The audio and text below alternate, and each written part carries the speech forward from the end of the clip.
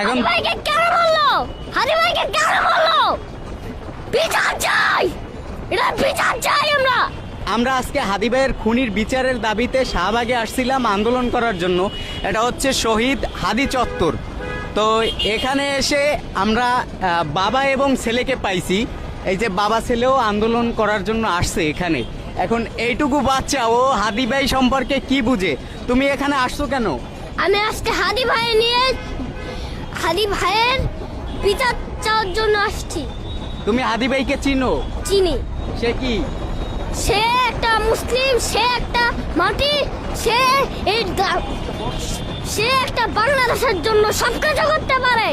এই দেশের জন্য কোটি কোটি মানুষ আসতে পারে। এই পাওয়ারফুল কেন আসবে? এখন হাদি ভাইকে কেন বললো? হাদি ভাইকে কেন বললো? বিচার চাই, এটা বিচার চাই আমরা।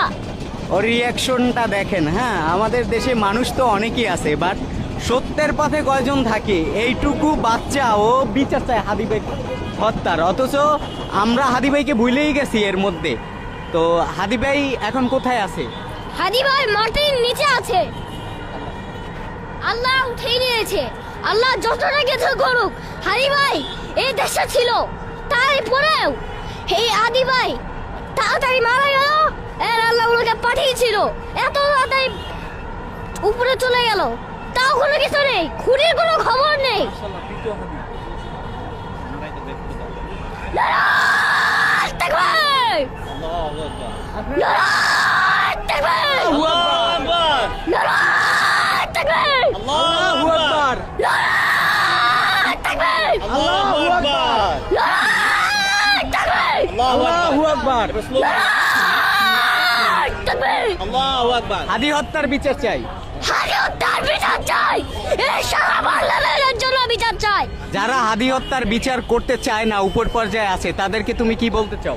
আমি বলতে চাই, এই সারা বাংলাদেশের মানুষ, সারা বাংলাদেশের মানুষ হাদি ভাইয়ের জন্য পরিশ্রম করেছে।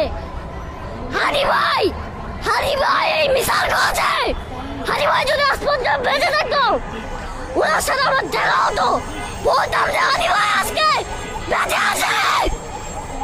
একটা কথা আছে না, তাকবীর! আল্লাহু আকবার, নারায়ে তাকবীর! আল্লাহু আকবার। তুমি কে, আমি কে? হাদি! যারা ভাবেন যে হাদি বেইরে মাইরে ফেলাইছেন, হাদি শেষ, এক হাদি মাইরে ফেলাইছেন, কোটি হাদি আছে। এই যে প্রজন্ম, ও ঠিক করে কথা বলতে পারে না, কিন্তু ও পরবর্তী হাদি, এতে কোনো সন্দেহ নাই। যুগে যুগে হাদি আপনাদের থাপান্যার জিন্নে আইতে আছে।